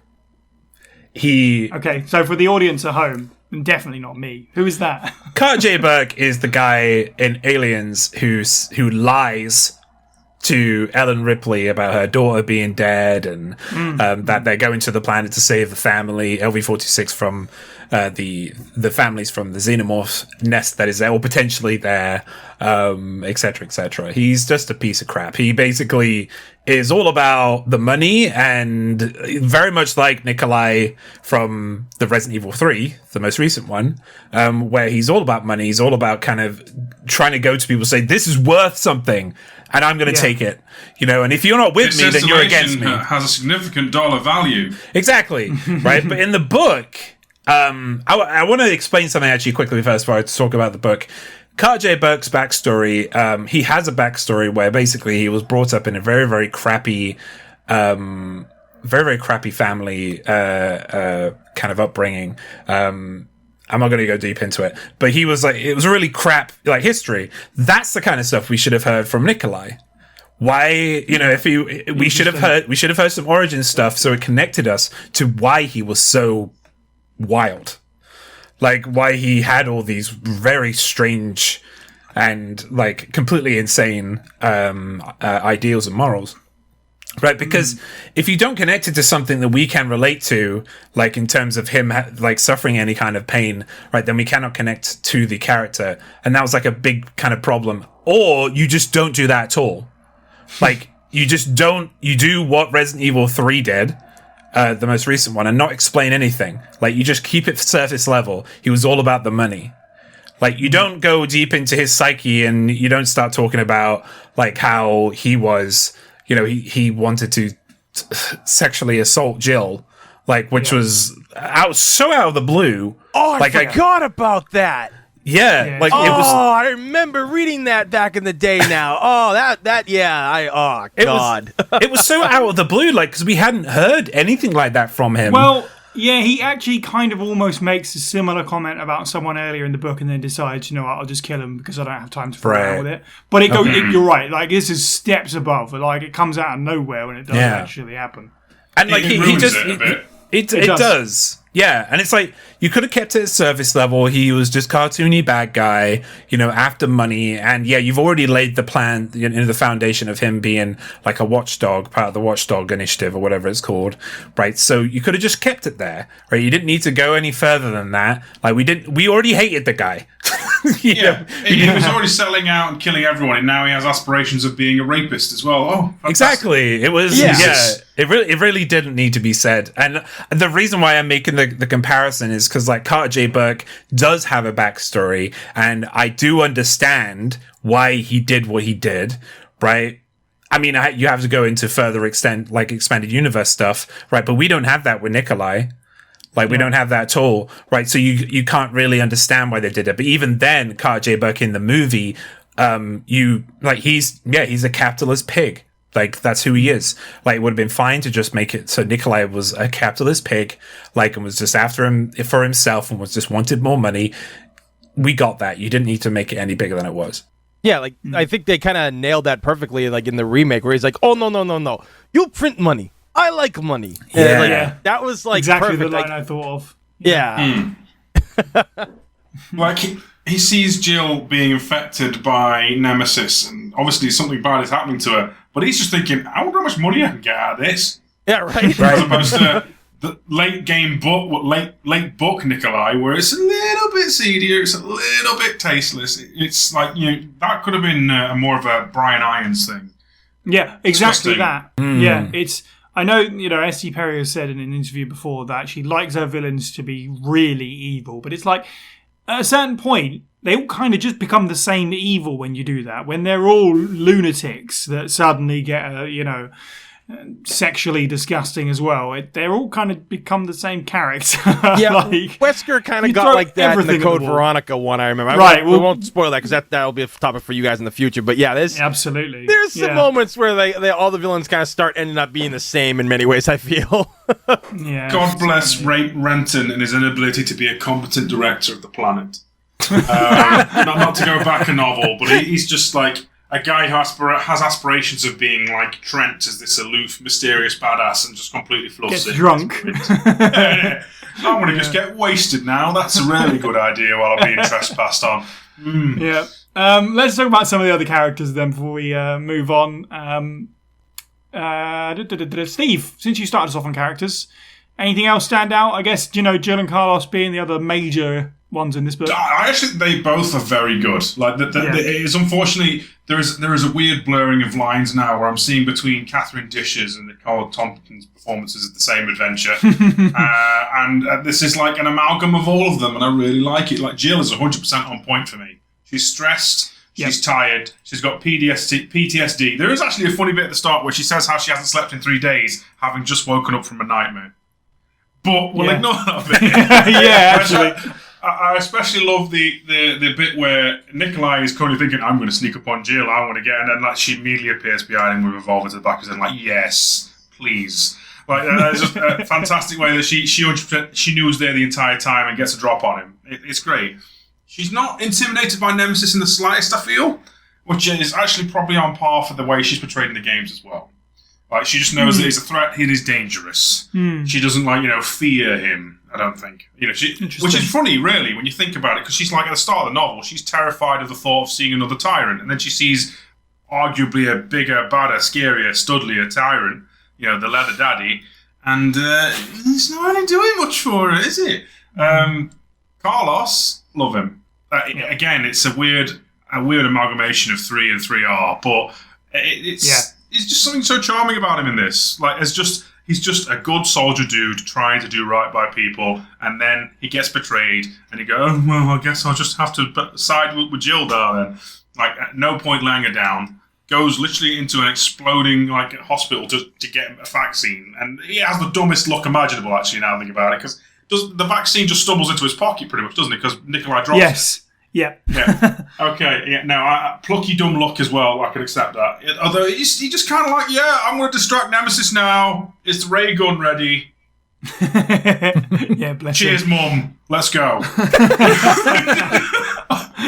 Yeah. Absolutely agree all round. I've got very little to say on Jill. You've said it all already. I think she was great. I've got no complaints. She's a very strong protagonist.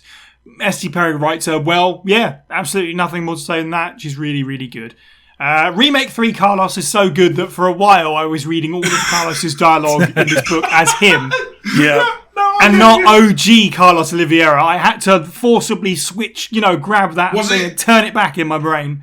Was it about when the trolley broke and then he got into the clock tower bits and like, this is only in OG3, so he has to be classic Carlos. I was really trying before then, but certainly at that point, yeah, it's like, oh yeah, Jill suddenly goes, hang on, your hair's got a lot floppier. No, yeah. From somewhere. Find the straightness.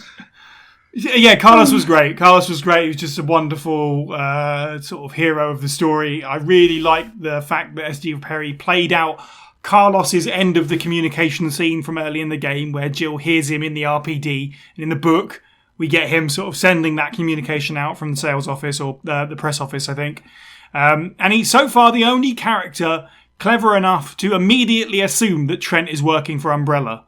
Every other character, some of them have got there eventually, but it's not their first thought. He pretty much gets it by the time he's put the phone down in Grill 13. He goes, well, he knows all this information for a reason, which I thought was fun. James, you've already mentioned the sort of flirting and stuff like that. I thought that was great. I think Carlos thinking of Jill as exhaustingly mood swinging, which was really, really good, because there's nothing wrong with that. Like, considering what Jill's going through, she is going to be an emotional wreck, and he doesn't judge her for that, which I thought was really nice. And that mistrust that you mentioned that they start out with. I can't believe S.E. Perry sold me on a romance between the two of them, but she did. So nice, Yeah. well done. Yeah, it was actually, I was just thinking, like, everything else in this book was very fast. And it was very well paced. Some of it was very well paced, some of it was really fast. And it was all like, just, but that was slow. That part of the book, like their kind of romance quotes, like was a slow burn. And it was nice, because it was like, and they respected each other's boundaries as well. Like it was really nice. They were like, and they were both saying, no, snap out of it. We're in a zombie apocalypse. Let's deal with this first. It's like, which is not typical in kind of Hollywood stuff, because it's normally, let's have a steamy kiss underneath this toppling train station. It's like, I never understand that, but yeah, that's probably one of my favorite parts of it, is their kindling relationship as friends or something more. It was really nice. Yeah. I mean, she does kind of solidify at the end where Jill says, she does monologue to herself, saying that basically she'd want to be with Carlos, or wants to explore that side of their relationship. Yeah, and she just leaves it there. Like there isn't, it doesn't go any further, and that's really nice. I don't have anything else to say about that in particular. I would have liked to have seen more of the UBCS folks. Because we were told several times that there were, I know I'm going to go on about it again, but there were 120 of them, right? And we met like 5. Yeah, James. On your first watch of Aliens, how many of those like Colonial Marines could you name? Oh, are you asking me how many Marines I can name? On the first watch of Aliens. Are you asking me, James, how many? Right. I can't tell you. I would like to learn more about the UBCS as well, but they are there mostly as red shirts. Like, but I know she had a story, but yeah, I mean, it's good you mentioned Aliens, Steve, because once again, like there is a huge connection. I wonder where they're getting these stories from. Sending a huge force or a well-skilled force into a hostile environment to test how their soldiers do against a bioweapon. Are you saying S.D. Perry may or may not have lifted some of Resident Evil 3 story Perry? For No, novels? Resident Evil did, not S.D. Perry. There we go. Yeah, I mean, she's written for both franchises, James. I'm just saying. Yeah, no, I know. I just, there's just, respect to Aliens. It's funny because I see Carlos as more of a Kyle Reese style character than a Hicks character. Really, Yeah. Just throwing it out there, yeah. Okay. No, definitely, yeah. Tony, any standout moments for characterization? I know you talked a lot about like the Jill setup, but anything maybe Carlos that stood out to you from this book? I mean, I know that a lot of people didn't really like the original Carlos because he just like kind of seemed like this ladies' man. He's like, it's like I know you want to ask me out. All the ladies dig the accent. It drives them crazy. I know that like that is like something that a lot of people like were just like, okay, so he's kind of like this macho guy and stuff, but in the books, like they novelized him like as being kind of a hero because like didn't he save like some diplomat's son or like a child like before joining Umbrella or whatever? That's like why he got the job, because he was very qualified to do what he does. In the novel, it's more he's just a merc who's been like shady stuff, but not negatively shady. If you know what I mean. He's killed bad people, but he's also on the wrong side of people. Yeah, in exactly. In the main game canon, I think it is more. He's been like a bit more of a guerrilla fighter. Yeah, okay. Yeah. I thought there was something like where he did something really good, but yeah, but in the book it shows that he really cares. Like he's a very caring person, and I like that. Like he was able to. He just wasn't like this one trick or one trick pony type deal like he was in the game kind of deal. Like, I mean, he kind of stays the same character throughout the whole thing in the game. There's not much real change in him. Where Jill is like at first like against trusting him, and then eventually she does, kind of deal. But I think they did a pretty good job at his novelization here, in many ways. Like like how like Trent found him and all that jazz. And I think it was I think that was pretty good. The how they did that. I like Mikhail in this for like the little bit like you did get to speak with him and stuff. There was a little bit there too because like Nikolai does find him after shooting him, being the that he is. But yeah, I feel that a lot of characters did get just proper ways to grow. I don't really feel that there's like, I mean, we all named our gripes with characters, but overall, I don't think it's like disappointing.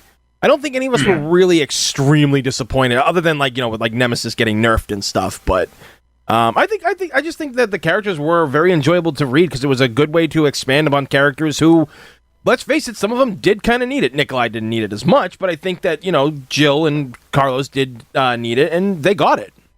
Yeah. So before we close this thing up with our final verdicts, obviously just want to talk a bit about writing style and quality and stuff like that. I think fairly light on this one, really. We've already read several of S.T. Perry's books, so you kind of know what you're getting into, before you even get there. I'll get the obvious one out of the way. The gore and the action, always on point. My favourite line early on in this book was the blood and bone confusion that had been her face, which is disgusting, and I love it. James, any thoughts on the writing style, the writing quality of this book? I mean, yeah, we've read, 4 books now before this one? Yeah, this is the 5th, yeah. Yeah. I think I named the last book. Like, there were some things that were, like, wild about it that I didn't like. But the thing is, I've done that with every single one of the books. Like, I've really liked the bulk of the book. I've enjoyed reading it. It's been a good horror, like, gory kind of adventure. She knows how to write, like, these kind of stories so well. I did make a note. There was one line in it that just made me laugh because it was very not like S.D. Perry. There was there's a bit after Jill wakes up in the hospital, after she smelled the place of and she gets up and she talks to Carlos, and we're at Carlos's monologue, and S.D. Perry says her voice was flat, infectionless. And I didn't understand. Yeah, she says infectionless, and I was like, I don't understand what that means. Like, what does that mean? Like, infectionless? Do I have an infected voice when I'm ill? I don't know. But that was the only feeling so well all of a sudden. Oh, hello. Yes. I can't come to work today. Sorry.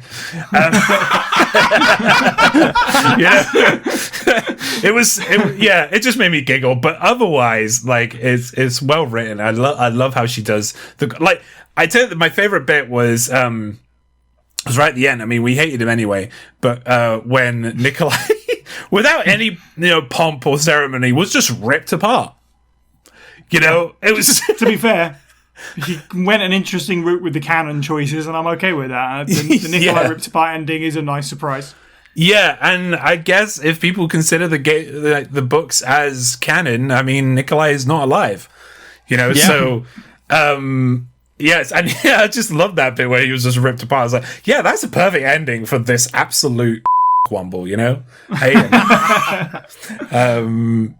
But yeah, I can't really add anything more. I loved it. I really did love reading this book. It was a lot of fun. For those screaming along at home, I believe she probably missed a letter out of that word. Inflectionless is probably what she was getting at. But infectionless seems oddly relevant, really, doesn't it? Considering it's Resident Evil. Steve, any thoughts on the writing quality of Nemesis? I mean, you've already touched on the gore and the violence, and I think that that novelization from the reporter early on is like pretty grotesquely beautiful for what it is, and like you get a full picture of that whole thing playing out. And again, the scene right after where Carlos has to shoot his colleague is pretty good. My only gripe, and it's a small one, is that maybe it's because I've played the games, but I feel like environmental detail gets lost, and I know where we are because I've played the games. But I don't know if a reader who hasn't played the games, which I mean, there is not a 0% chance someone will read the book who hasn't played the games. So I do feel like some areas get a bit lost in translation there. But there are some like truly fun bits of dialogue. Like I've got a little piece I took a photo of here. Basically, Carlos has just been talking to Jill about why the hell are you dealing with the crazy pulls in the clock tower, and she's like, after giving a lot of thought, Jill had finally come to the conclusion that Umbrella's real board of directors, the ones that she was worried about, were paranoid fanatics. They were over-involved children playing secret agent games, playing with other people's lives because they could. Because no one ever explained to them that hiding things and making treasure maps was something people didn't do. Because no one had stopped them. Yet. Suddenly eager to wrap it all up, to place the gear and ring the bell and leave, Jill phrased it as much as simply as she could to Carlos. They're wacko. They're wacko, that's why. They're 100% grade A, jacked up bull. You ready to get out of here or what? Like, there is a good paragraph of Jill basically going, oh god, they're so bloody stupid, these children with their spiders. They're nutters, Carlos. They're just nuts. There's something so charming about the whole bit. I love that bit. That is definitely a moment that put a smile on my face. And there's a bunch of little touches like that, and these kind of build back into what we were saying about adaptations a little bit. But they're nice little references. Jill remarking that Marvin is one of the finest cops on the RPD is a nice little world-building link. There's a reference to Ada Wong in there as well. And the novel even muses that she might be still alive at the end, which I thought was kind of fun. She's good at those little moment-for-moment references. My only real issue, I've already said, is the pacing towards the end, but otherwise, fine with it. Tony, any thoughts on S.G. Perry's writing style and quality? I feel she does a good job at delivering on action, like when she's talking about what's happening in the actual scene, when it's generally only something you really see during a BOW encounter or something like that. But I remember when she was in the book, she's firing the Magnum and it's hitting the Nemesis in the face. And even the Magnum's not doing anything, and then she's describing the bloody holes in his face and stuff. And I was like, man, that's pretty cool, because in the game, you pretty much just shoot him straight in the chest, or sometimes in the depending how far down you lower the gun and like that. But I think she does the action parts when things go off like that very well. Other parts, obviously, not as well. Like Steve was saying earlier, she doesn't really pay that much attention to detail at times. Sometimes she does, and other times she doesn't. It's not a consistent thing. But overall, I think the action part of it is good, and the writing is good for what we get. Again, it's not groundbreaking, but she does what she does, and to be honest, I don't really feel there's a lot of people who've ever given her a hard criticism about her stuff. I think people were kind of just happy that she was able to kind of write her own thing, but also staying true to the games in a lot of aspects. So I think that's something that I also give her credit for too in the writing, is that she doesn't try to make her own fan fiction. She doesn't try to make her own thing using characters so that she's allowed to. So I think that's pretty cool, and I think that the writing and the action parts for a lot of the games, because like I said, that whole point in Calabaine Cove when Barry's house gets attacked and stuff, and they're running throughout the house, and then they're going out the back door and running through a park, firing shot, all that stuff was really well done. I just love that kind of stuff.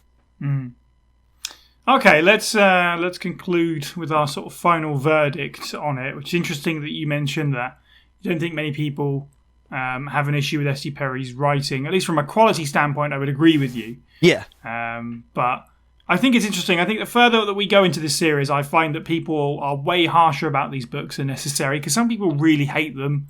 And times, a lot of people, say they're a affront to the canon and stuff like that. And obviously she's writing them as she goes along, and the games are kind of coming out, and we have these issues where, as Tony, you kind of alluded to earlier, where she'll go, like, characters will go off somewhere and then they'll be suddenly back in Raccoon City, and S.D. Perry will have to write a disclaimer at the beginning of the book being like, yeah, sorry, my story isn't matching up with the games because they're both being written at the same time. Most of these, other than, moments like that, most of these books are just, as self-contained stories, they're entertaining. Yeah. If you can get past the Stars as a countrywide organisation and the Trent stuff, which unfortunately doesn't actually come to a full conclusion, as we all know. But in terms of adaptations, they're just, they're fun to read. It's as simple as that. It's weird that a lot of people just seem to be like, and blow them off. And I feel like enough time has passed now where people really should take another look at them. And take a look at what Perry did in terms of, and we've obviously really complimented how she's grown a lot of these characters out. Not all of them, but the characters that she grew out in the right way are really, really well done. And more than that, you get to see, it's a cool way to do that bit from the game, slightly different or whatever in some of these novels. So at this point in our sort of like book club journey, that becomes clearer and clearer to me. This one isn't my favourite in the series, certainly. It's got pacing issues. I think Nikolai was a pretty terrible bad guy with how over the top he was. And I agree Nemesis probably needed a bigger presence, but it's still a comfortable and easy reading sort of thing. If you like your action and your gore. It's a decent book. It's not my favourite, but I absolutely don't really have that many. Despite the fact that I feel like we have nitpicked it in places, I really wouldn't not recommend it. It's certainly a fun read. Tony, as the guest, what's your final thoughts on the Nemesis adaptation as a whole? I really enjoyed it a lot. It might not be as high up as people think, because everybody knows RE3 is my favorite Resident Evil game, but I think like I stated in this podcast today, the characterization of a lot of characters getting time to grow and be something different is a lot better. And I feel that, at the end of the day, it's a pretty solid adaptation. Like, obviously there's ups and downs, but it never trashes its source material. It never really is a slap in the face, so I feel what most fans will probably agree with me for that. And as far as it goes, yeah, it's not my favorite of the novels. Like, I think my favorite still to this day is Umbrella. It goes Umbrella Conspiracy, City of the Dead, Caliban Cove, Nemesis, then it goes Code Veronica, and then 0 Hour. I think that this is a very just good, like you said, it's a very good read. It's very easy, and it doesn't hurt your soul when you read it. So that's always kind of a plus. Not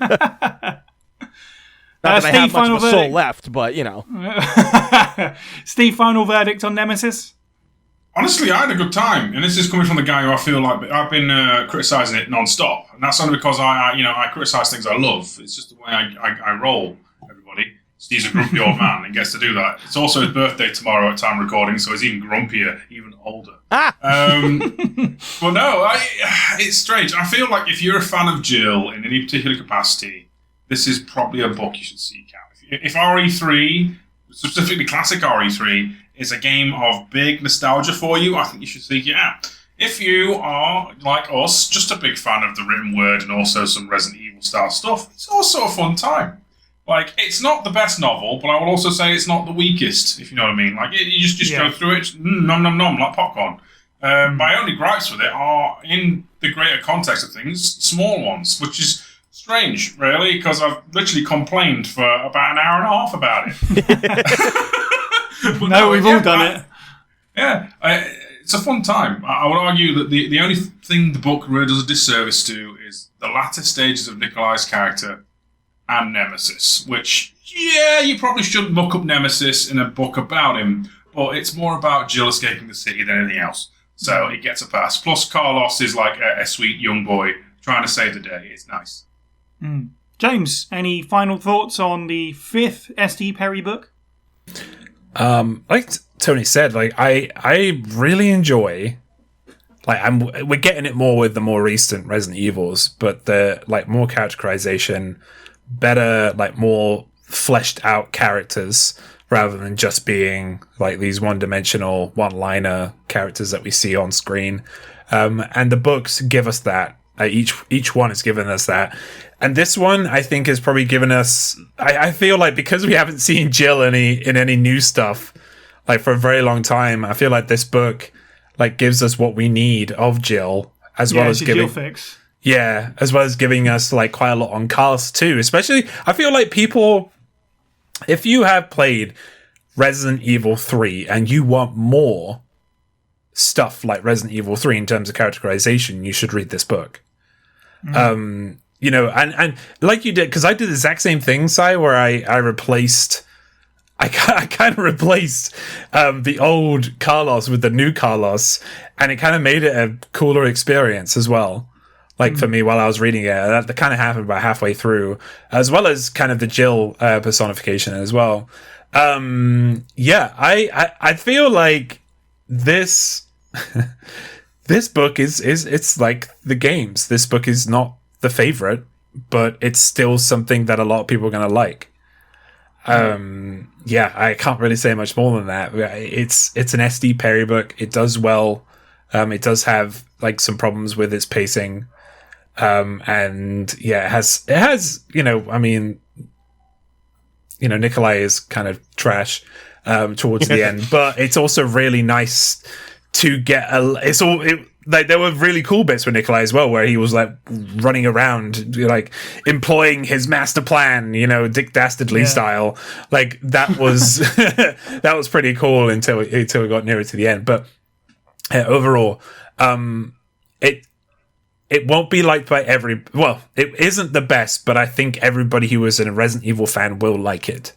Yes, I agree. I think there's something to get out of this as a Resident Evil fan. And I think it's an interesting one because I feel like we've all felt like we've maybe picked a few holes in this more than usual to balance it out for all the issues with the Nikolai and Nemesis story bits. Of course, we've all said great things about Jill and Carlos, and I do maintain that I think this is the best story of like two survivors coming together, whether that's as a friendship or a potential relationship thing, in the Perry books at the very least, if not more, because of the amount of time they get to spend together.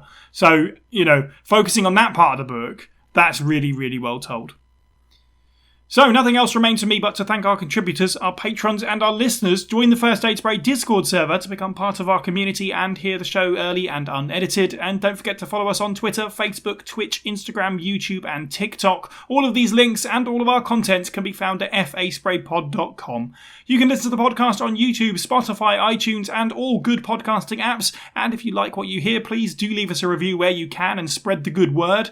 Don't forget you can support the show by picking up some merch or at patreon.com/FASprayPod for as little as $1 a month. On our next episode, we take a look at the history and missions of Resident Evil's most accomplished soldier in our penultimate episode in the series. That's right, it's Profile Chris Redfield. Thank you to the panel. You can follow all of the Pueblo people individually. I'm at Cyniac_123. Steve is at FB Steve Was Taken. James is at Moist Owlet OFF. And Tony is at _big_boss. And finally, thank you for listening and have a good week.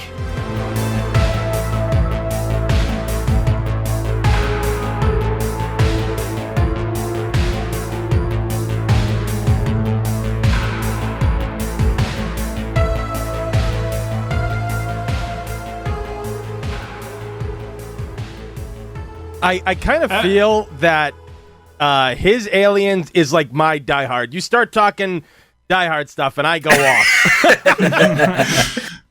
Oh no, you need to listen to our Alien Isolation episode.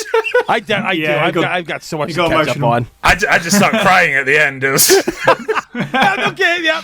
Aliens is his Die Hard. I completely understand this 100%. We already know John McClane versus a Tyrant. That Tyrant's done. Like, you know, it's just a Beretta and a bit of grit, and that man has wrecked it. It's easy. Yeah.